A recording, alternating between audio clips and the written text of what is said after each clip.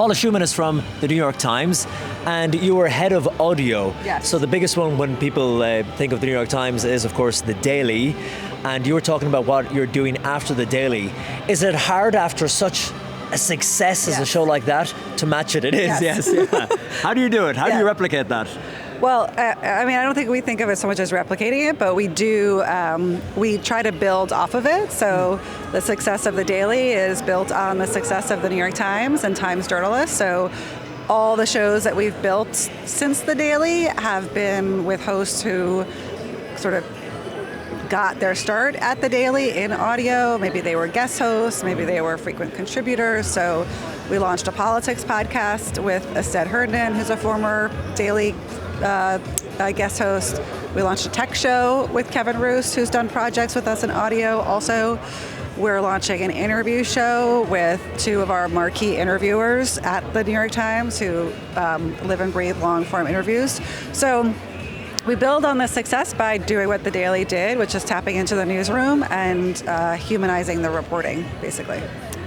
The Daily is now carried on some local radio networks across the US because this is a radio conference. What difference has that made to numbers? Has it made any difference? What has been the effect on that?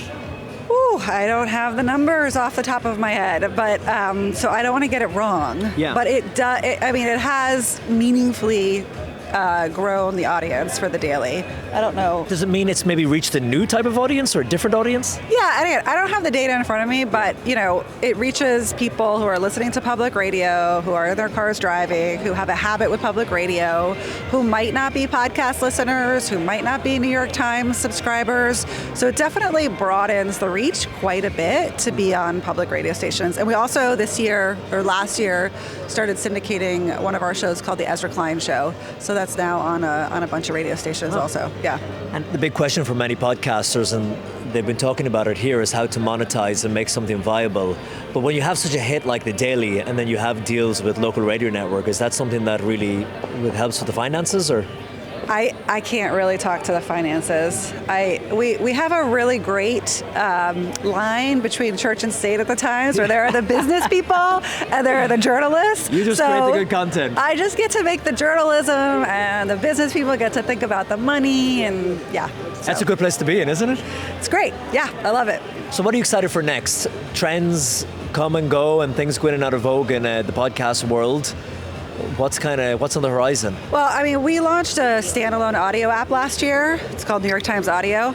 Pretty simple, and it's been one of the most exciting things we've done because we've launched a bunch of new programming that's hasn't been available unless you come to our platforms. That also hasn't been, they haven't been podcasts, and in some ways, it is a little bit. It has a radio vibe, you go onto the app, you can hit play all, it plays our, opening newscast, and then it goes straight into The Daily, and then it'll go straight into something that a reporter, like a story that a reporter is telling you about, and then it'll go straight into a culture story, and then you can pick and choose from there. So we've been able to work with more culture reporters, just hundreds and hundreds of reporters across the newsroom that we couldn't do if it was just The Daily. So it has kind of that schedule, linear vibe to it if you listen that way, if you consume that way. Yeah, I mean, it's designed to be, it gives you a day's worth of great stuff. So you can listen and you don't have to think about it. You can just press play. Finally, Paula, you worked in WNYC, the great station for New York City. For you, what's the difference between working in radio, traditional linear live radio, and now working with audio on demand? Well, I have a really good answer in that I didn't work for WNYC's radio side. I worked for their podcast side. She's always been avant-garde. Look at this. Before that, I worked in print, so I can't even speak to that. And where did you work in print? I worked at the Wall Street Journal for a long time, and I worked at the Daily Beast. So you've always turned up your nose at old traditional FM broadcasting, even from the WNYC days? When I got my job at WNYC, I did think I had landed in the world's most amazing place because I was a WNYC listener. I was at WNYC, I paid my membership every month for many years, and I loved radio. I did pledge drives. Do they have pledge drives in No, we don't country? do pledge drives this side of the Atlantic. Okay, I did pledge drives. That's live radio. Yeah, that is live radio. Yeah. And you had all the big hits there in WNYC, Sex, Death, Sex and Money. Death, Sex and Money. Radiolab. Radiolab. Freakonomics started there, yeah. That is great. Paula, listen, great talking to you. Yeah, and enjoy the rest of Radio Days. Okay, thanks. Thanks for having me.